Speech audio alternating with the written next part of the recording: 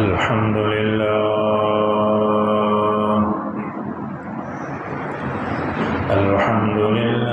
नहमदुहु व नस्तईनुहु व नस्तगफिरुह व नु'मिनु बिही व नतवक्कलु अलैहि व नऊज़ु बिल्लाहि मिन शुरूरि अनफुसिना वमिन सय्यिआति अअमालिना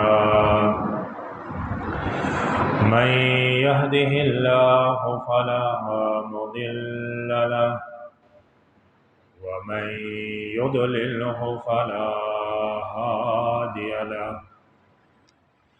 वनशहदु अन ला इलाहा इल्लल्लाहु वहदहु ला शरीक लहु वनशहदु अन्न सय्यदना व मौलाना मुहम्मदन अब्दुहु व रसूलुहु अम्मा बअद फ़अऊज़ु बिल्लाहि मिनश शैतानिर रजीम बिस्मिल्लाहिर रहमानिर रहीम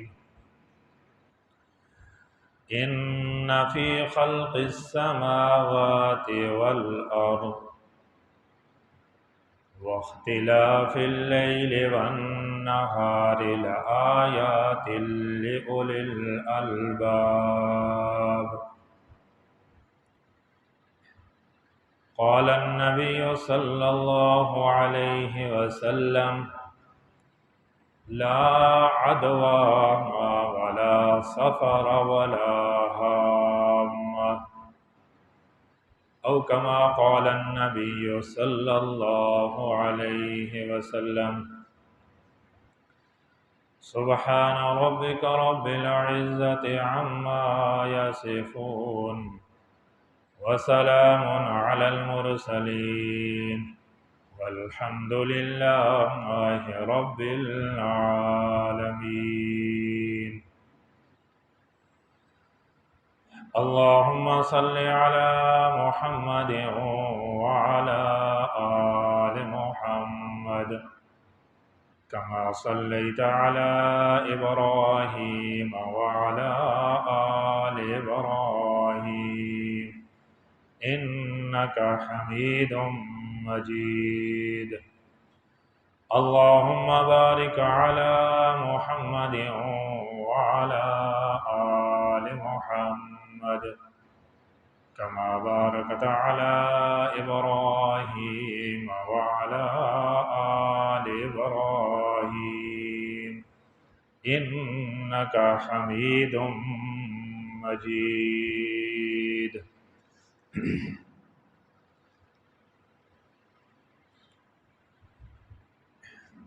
मेरे इंतहाई वाजिबुल एहतराम बुज़ुर्गों और दोस्तों,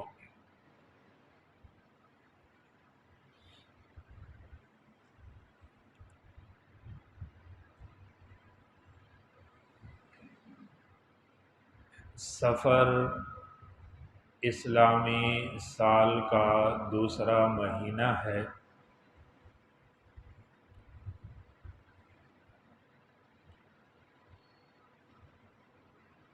और इस महीना के मुताल्लिक़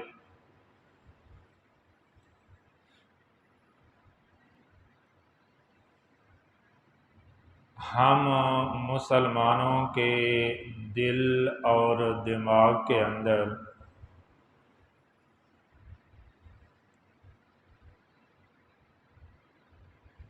ऐसी बातें बैठ चुकी हैं, ऐसी बातें पेवस्त हो चुकी हैं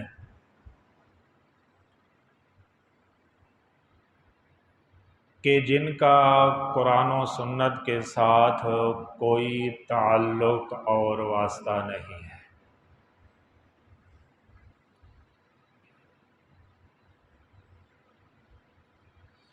इसलिए बहसीयत मुसलमान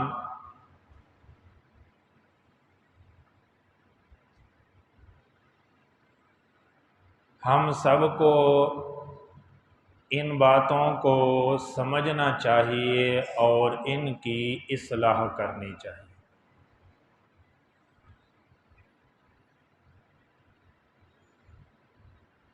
क्योंकि हर ऐसा काम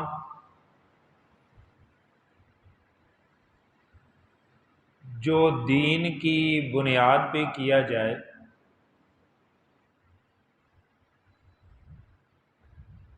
जिसको दीन समझ के, सवाब समझ के किया जाए,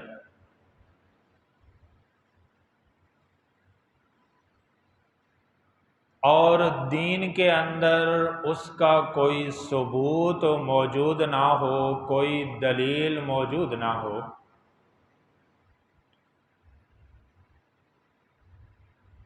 तो ऐसे अमल पर, ऐसे काम पर सवाब मिलना तो दूर की बात, उल्टा इंसान को गुनाह मिलता है, मुसलमान गुनाहगार होता है। तो इसलिए ऐसे आमाल की इस्लाह ज़रूरी है। और यही कोशिश रहती है कि जो बातें और जो आमाल हमारे अंदर मशहूर हैं लेकिन कुरान और सुन्नत में उनका कोई सबूत नहीं है, तो उनके मुताल्लिक बतलाया जाए और उनकी इस्लाह करने की कोशिश की जाए।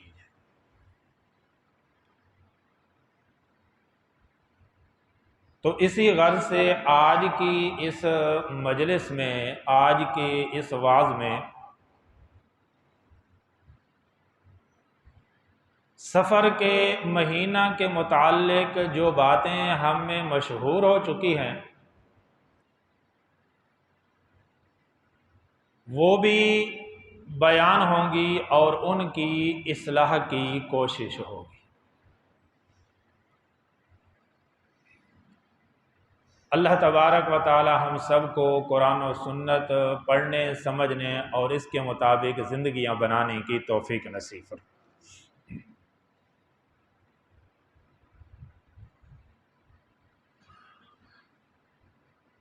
हम में सफ़र के महीना के मुताल्लिक जो बातें मशहूर हैं,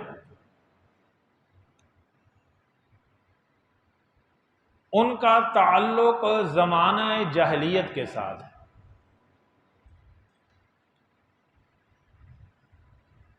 कि ज़माना जहलियत के अंदर सफ़र के महीना को मनहूस महीना समझा जाता था। इस वजह से वो इस महीना के अंदर कहीं पर सफ़र नहीं करते थे। इस महीना के अंदर वो कोई अपनी खुशी की महफिल नहीं सजाते थे, कोई नया काम शुरू नहीं करते थे, शादी ब्याह उनके यहाँ नहीं होता था सफ़र के महीना के अंदर। तो ये ज़माने जाहलियत की जहनियत थी, उन लोगों की ये सोच थी कि सफ़र का महीना एक मनहूस महीना है, नहूसत वाला महीना है, और इस वजह से वो इस महीना के अंदर कोई खुशी वगैरह का कोई नया काम वो नहीं करते कि भाई नया काम करेंगे तो उसके अंदर बरकत नहीं होगी, उसके अंदर नुकसान ही नुकसान होगा। अब यही नजरिया और सोच चलते चलते तसलसल के साथ हम मुसलमानों के अंदर भी आ गया। अब हमारे अंदर ये सोच कैसे पैदा हुई, तो उसकी एक वजह है और उसकी बुनियाद भी दीन को बनाया गया है, इस्लाम को बनाया गया है। और जाहिर बात है कि जब किसी अमल की बुनियाद दीन को बनाया जाता है, जब कोई अमल दीन की बुनियाद पर सरअंजाम दिया जाता है, तो फिर वो जितना ही सख्त से सख्त क्यों ना हो, मुश्किल से मुश्किल क्यों ना हो, वो एक कड़वी गोली की तरह मुसलमान जो है उसे निगल जाता है। क्यों भाई? दीन के अंदर है, हमारे मजहब के अंदर है, इस्लाम के अंदर, तो इसलिए मुसलमान उसके ऊपर अमल करना शुरू कर देता है। तो सफर के हवाले से भी जो हमारे अंदर सोच मौजूद है, जो हमारे नजरियात हैं, उसकी बुनियाद भी दीन को बनाया गया। अब मैं वो अर्ज करता हूं कि वो कैसे। उसकी बुनियाद यूं बनाई गई है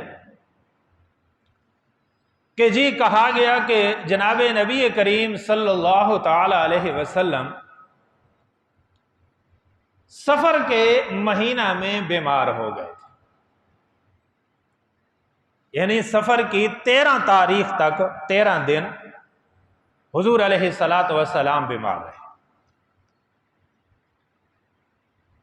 और हुजूर अलैहिस्सलातु वस्सलाम की इस बीमारी की वजह से सफर के महीने के अंदर हुजूर अलैहिस्सलातु वस्सलाम का बीमार होना, आपका तकलीफ के अंदर मुब्तला होना, आपके ऊपर बीमारी का आना, इसको बुनियाद बनाया गया। और इस बुनियाद पर कहा गया कि जी सफर का महीना नहूसत वाला है, सफर का महीना मनहूस। ये असल बुनियाद है। और ये बात याद रखें कि जनाब नबी करीम सल्लल्लाहु ताला अलैहि वसल्लम बीमार हुए थे, लेकिन वो सफर की ये पहली तारीखों के अंदर बीमार नहीं हुए थे,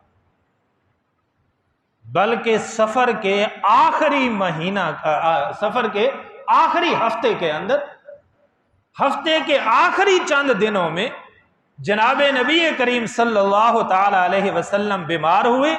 और उसके बाद 12 रबीउल अव्वल को जनाब नबी करीम सल्लल्लाहु ताला अलैहि वसल्लम दुनिया से तशरीफ ले। अब ये कहा जाता है जी कि पहले 13 दिन जी अल्लाह के नबी बीमार रहे, और उनके बीमार होने की बुनियाद बनाकर ये कहा गया कि जी ये नहूसत वाला महीना है, ये मनहूस महीना। और इसी वजह से हमारी भी ये सोच बन गई कि आज इस दौर के अंदर भी मुसलमान सफर के महीना को नहूसत वाला समझता है, और इस महीना के अंदर कोई खुशी की महफिल नहीं सजाता, कोई नया काम करने के लिए तैयार नहीं होता, कोई कारोबार शुरू नहीं करता, हत्तुल वसा कोशिश करता है कि मैं इस महीना के अंदर अपने घर पर रहूं, ये महीना अपने घर गुजारूं, कहीं आना जाना ना पड़े, ताकि मैं हर तरह की नहूसत से, मैं जो है जहमत उठाने से महफूज रहूं, बचा। ये आज के मुसलमान की भी सोच बन चुकी है। ये सोच है अब भी। हो सकता है आप हजरात में से भी कई ऐसे सोच रखते, क्योंकि हमसे तो लोग राब्ता करते हैं, पूछते हैं, मसाइल पूछते हैं,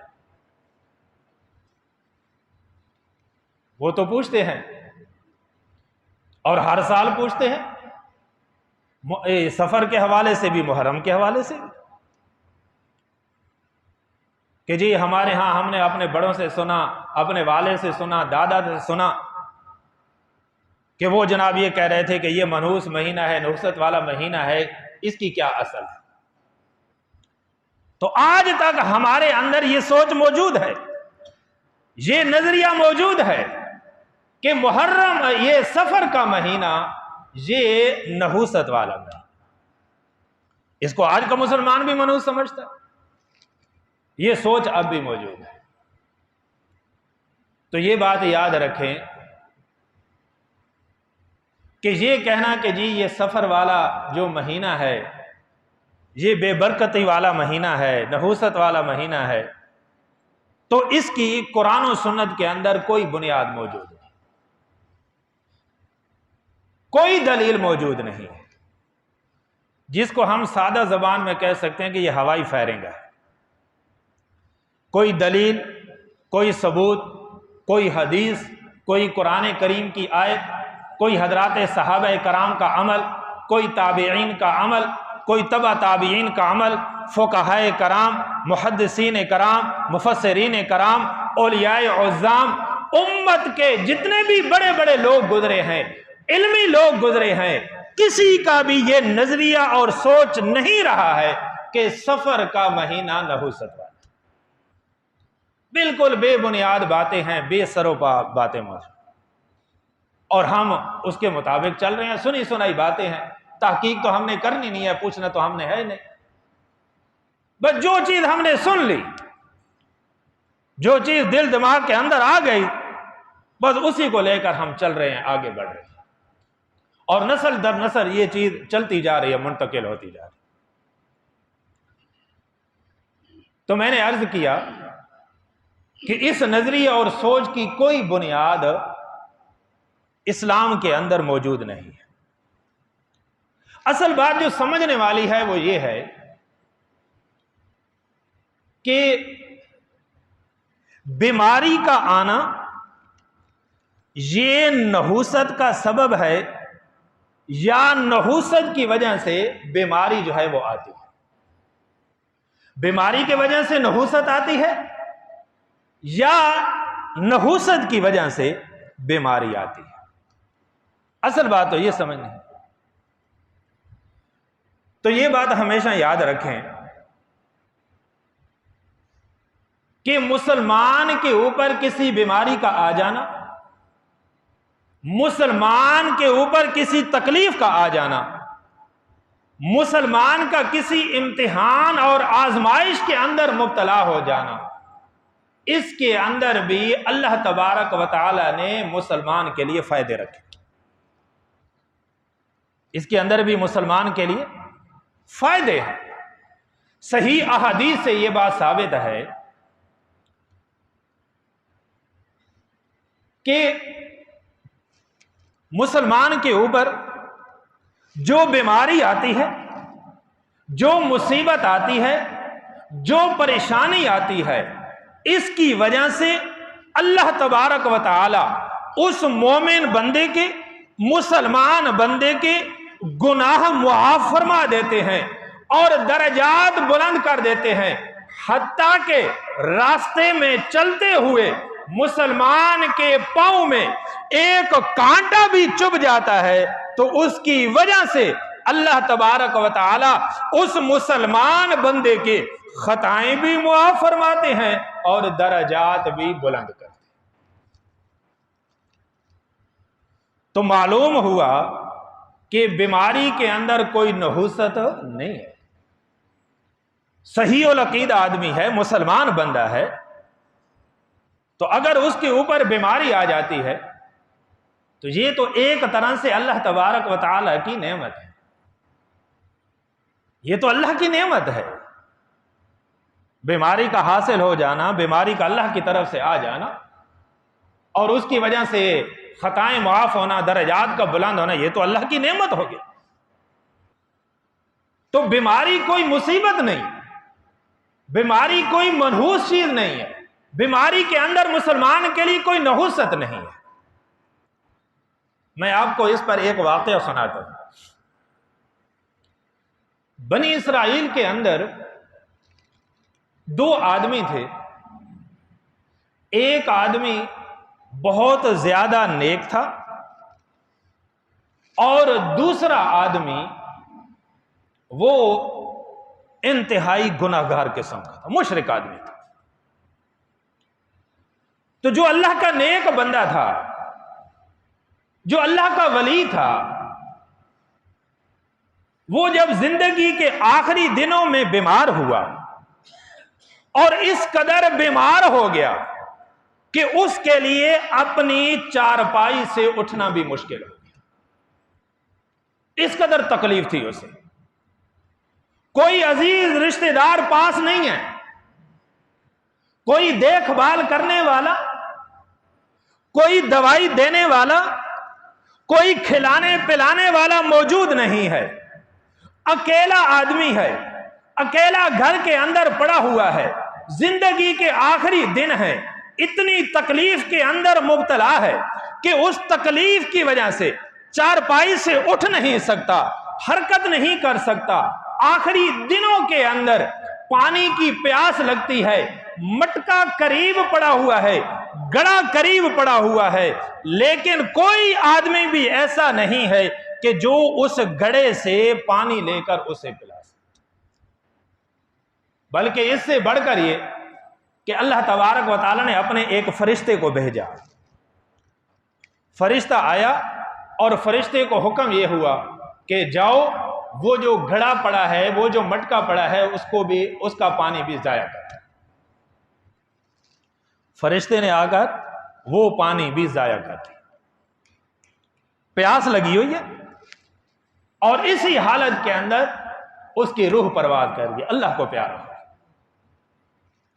तो एक तरफ तो ये नेक आदमी था, दूसरी तरफ एक मुशरिक आदमी, अल्लाह का बागी, अल्लाह का नाफरमान, वो जब बीमार होता है, जब उसके ऊपर बीमारी आती है, उसके ऊपर तकलीफ आती है, तो उसकी हालत यह है कि उसके करीब उसके बीवी बच्चे भी मौजूद हैं, बहन भाई भी मौजूद हैं, अजीज रिश्तेदार भी मौजूद हैं।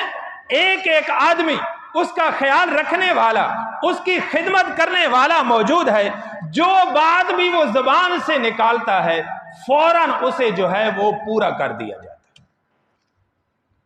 और उससे पूछा गया कि भाई तेरी ख्वाहिश क्या है जी, इस हालत में तू पड़ा हुआ है, तो तेरी आखिरी ख्वाहिश क्या है? तो वो कहने लगा कि मुझे जो फला मछली है वो मेरा खाने के लिए दिल कर रहा है। और कहते हैं कि उस वक्त उस मछली का मौसम नहीं था। तो एक तरफ इसने मछली खाने की ख्वाहिश जाहिर की, दूसरी तरफ अल्लाह ने अपना गायबाना निजाम, गैबी निजाम चलाया। फरिश्ते को हुक्म हुआ कि फला इलाके से, फला पानी से, फला दरिया से उस मछली को पकड़ो, मछली को उठाओ, फला दरिया के अंदर फेंको।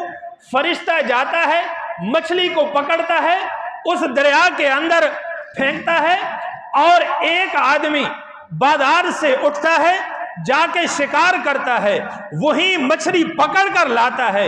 इस तरफ से इसके रिश्तेदार बाजार जाते हैं, वो मछली लेकर आते हैं और वो मछली तैयार करके पका के उसे खिलाई जाती है।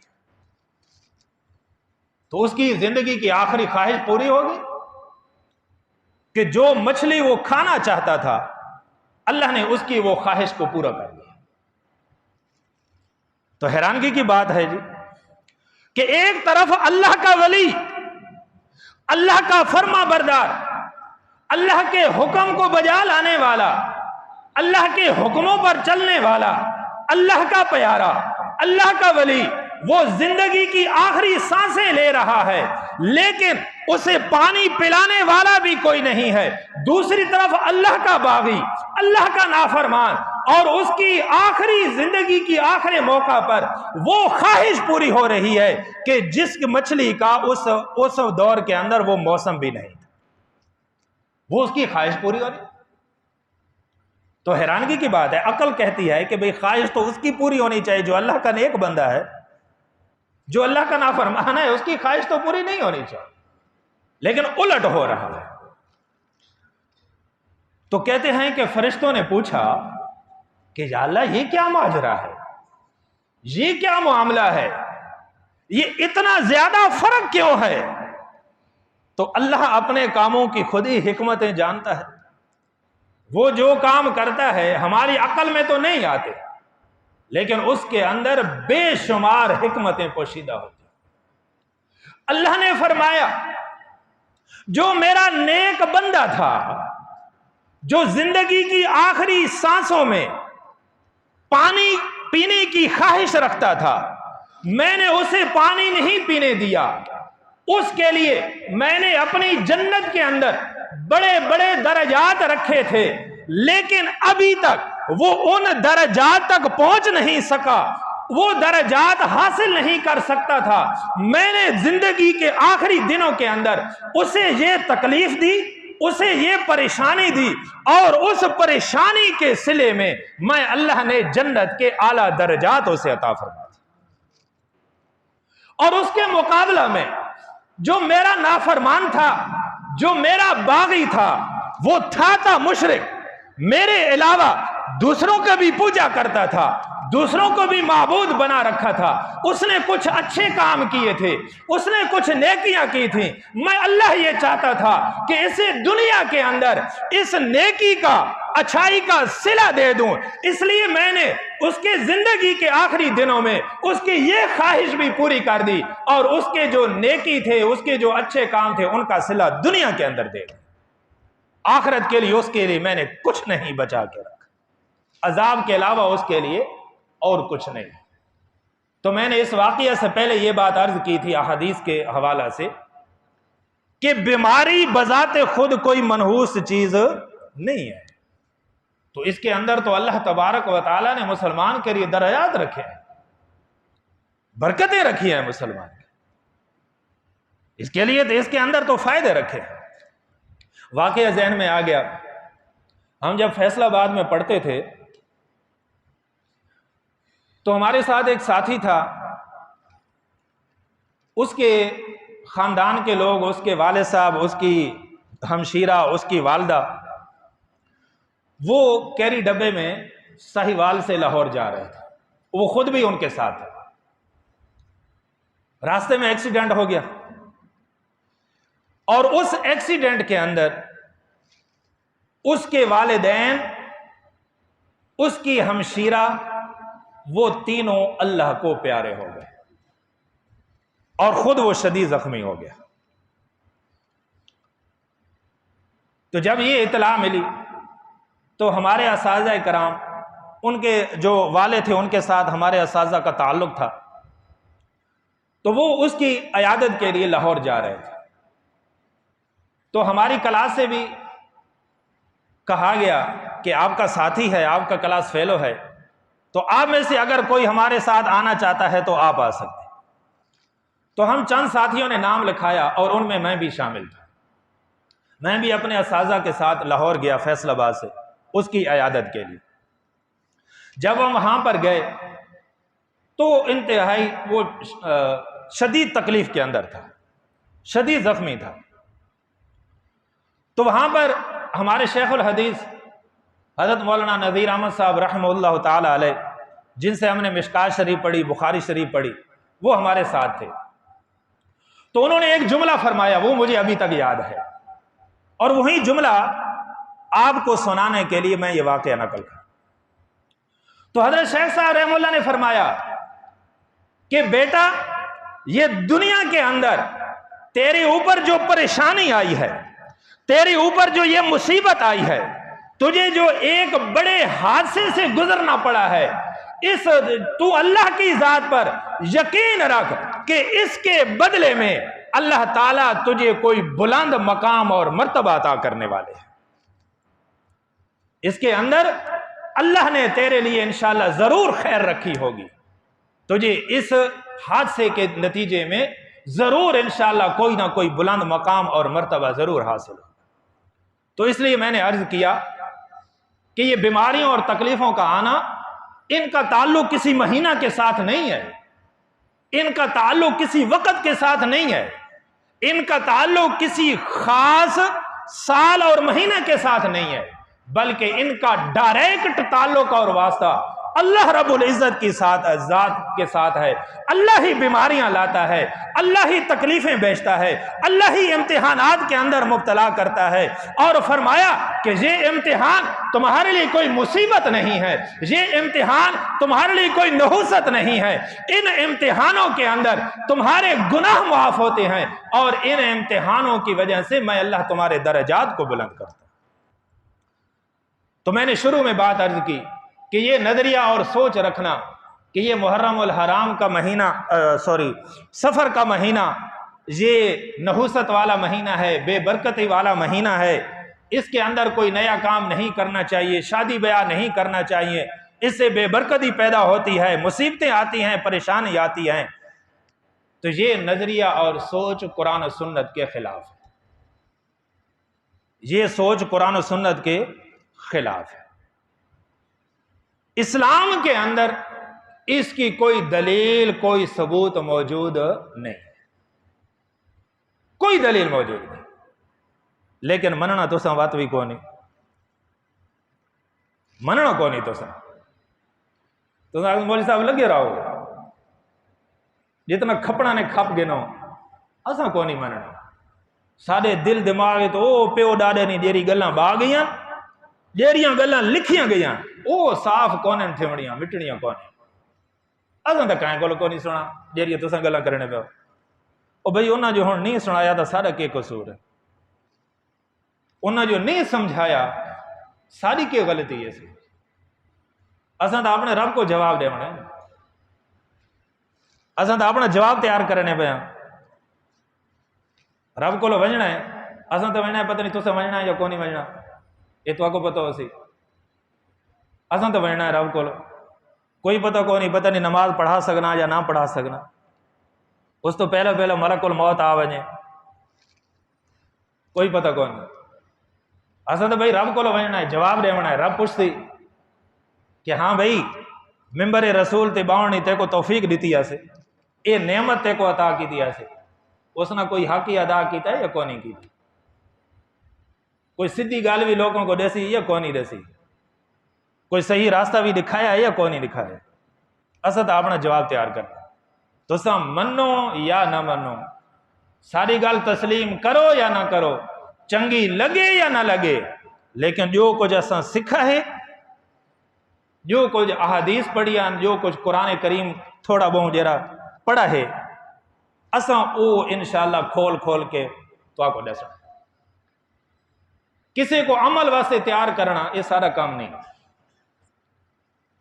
हर बंदे ना अपना अमल है, कोई अमल करे या ना करे, कोई इसको कबूल करे या ना करे, ये उसना अपना अमल है। असा किसी को अमल नहीं होते तैयार ना कर सकते, अमल वास्ते जबरदस्ती ना कर सकते।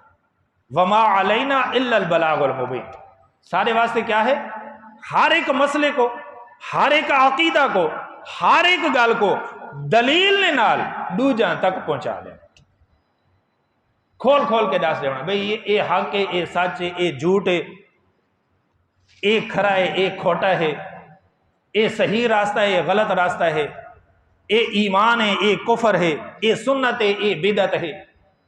हर चीज को वाजे करके खोल के दसना है सारी जिम्मेदारी। बाकी आगे कोई मने या ना मने, अमल करे या ना करे, ये हर बंदे ने।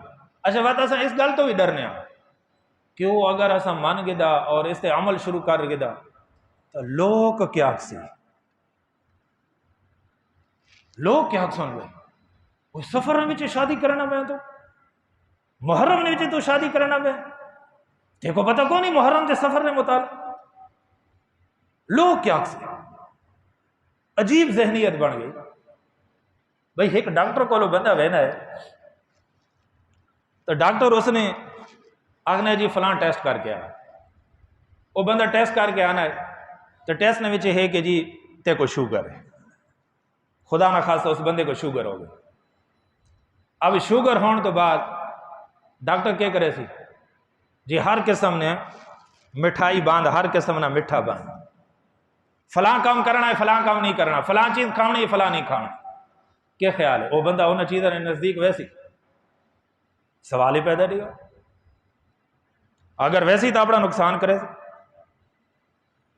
उसको यकीन आ गया, डॉक्टर नहीं गलते कि डॉक्टर जो कुछ आग है अपने इल्म नहीं बुनियाद थे, अपने डिग्री नहीं बुनियाद थे, जो कुछ भी इसमें को समझा देता है वो हक सच है। मैं अमल करे सा तो फायदे दे रावे सा, और अगर मैं अमल न करे सा तो मैं नुकसान उठे सा। मैं एक जुमला आखना गौर कराए, डॉक्टर नहीं गलते तो बड़ा यकीन है ते ओ पैगंबर ओ नबी जिसने गलां ते गैरों को भी यकीन आ गया आई, साको आज तक यकीन को नहीं आया, साको आज तक यकीन को नहीं। तो कुरान चेने हो ना, गुलाफ होते लिप्ट हो जाए चुम के काले मथे ते लेने पे जी, काले जनाब जो है ना किथे लेने पे आते, काले किथे ना समझ नहीं आनी भी कुरान पाक को रखा किथे। कोई बंदा बेअदबी करे तो असा उसने होते फौरन जनाब गुस्से होवे ने। कई बंदा को डिठा है मस्जिद बैक साइड ते गुजरने पे मेहराब को चुमेने खुलते, अकीदत मोहब्बत नहीं वजह तो कुरान को ऐसे चुमन वाले बन गए हैं। बेहतरीन गुलाफा ने अंदर उसको लपेट के रखा हुआ है, भाई उसने अंदर कैसे है वो साको कोई नहीं पता। कुरान आख के गया, समझा के गया, कोई पता नहीं। इस वास्ते मेरे भाई असा बाज को नहीं आवना, असा तो यह गल दसनिया तो आको मैं अर्ज किया है ना, असा अपना जवाब तैयार करने पे, असा अपना जवाब देना है। बाकी तुम अमल करो या ना करो, ये चीज़ें तो कबूल होन या ना होन वो तुम्हारा यकीन और ईमान। बहरहाल अल्लाह तबारक व तआला असा सारा को दीन इस्लाम ने कुरान और सुन्नत ने सही तौर पर समझ नसीब फरमाए और उसने मुताबिक अमल करने तौफीक नसीब फरमाए।